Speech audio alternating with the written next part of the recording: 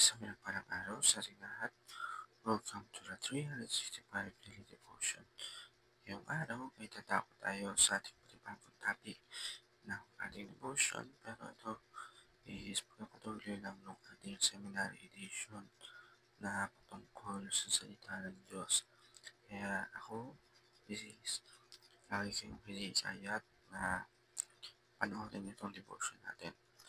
Dahil ito ay makakatulong sa atin hindi lang para matuto, kundi pagkalooban tayo ng wisdom sa salita ng Diyos.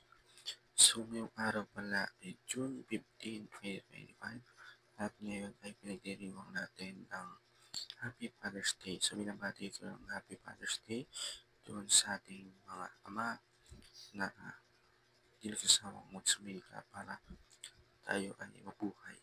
Happy Father's Day sa aking ama, lolo, at sa mga fathers sa buhay ko.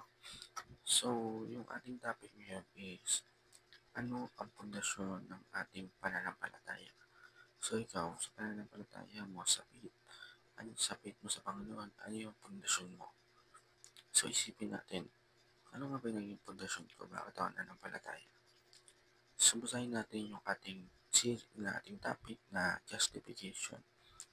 Justification is one-time legal act of God where He declares a sinner righteous not because of any good works we have done, but because of Christ's perfect righteousness credited to us. So, yung pundasyon ng ating pananampalataya is pinakita ng ating Panginoong Yeso Kristo na yung pagkaligtas natin, yung pagiging righteous natin kahit na napakamakasalanan natin ay hindi dahil sa mga gawa natin na gumagawa tayo minsan na mabuti, na tama, hindi dahil doon kundi doon sa ginawa ng ating Panginoong Kristo, yung pagiging righteous ng ating Panginoong Kristo ay na-credit sa atin. It has two key parts. First, God no longer counts our sin against us. Second, He credits us with Jesus' righteousness. This means we stand accept, secure, and uncondemned before a holy God. It is not process but a divine declaration made the moment we place our faith in Christ. So, una daw dyan is yung tayo mga makasalanan ay hindi na tayo makasalanan. Hindi na tayo kinakot yung makasalanan natin dahil sa Panginoon Kristo. Nalinis na tayo. Second is yung pagiging righteous ng ating Panginoon ay nakredit sa atin. So, basahin natin yung Romans chapter 5 verse 1. Therefore, since we have justified by faith, we have peace with God through our Lord Jesus Christ. So, yun yung discuss dito sa ating topic. So, sabi sa unang katuruan, God does not count our sin against us.